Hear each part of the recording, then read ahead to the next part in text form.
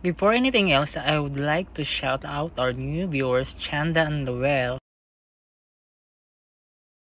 And also Chef Michelle. Ayan, kasi nakalimutan ko siya nung una.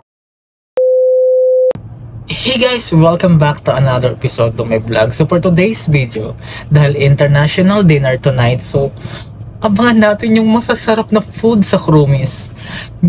Iba't ibang putahing inihanda ng mga chef. I'm so excited to eat my dinner kasi 1, 2, 3, keep on watching!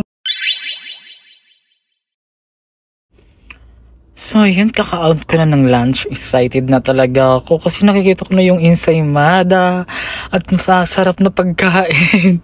Merong lechon, kawali, fried chicken, and then fried rice, spaghetti, at saka yung leche flan. Sobra! Ayun, meron tayong bacon dyan, and then merong pa soft drink si Mayor, diba? Ayun!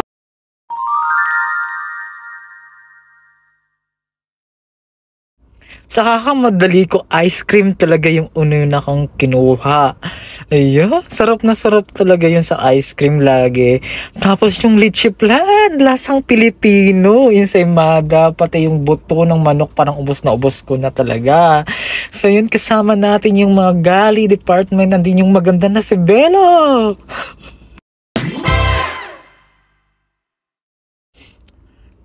Ayun oh, sobrang sarap na sarap yun sa food. Ayun sila ni Chef Shaira, kasama ko din.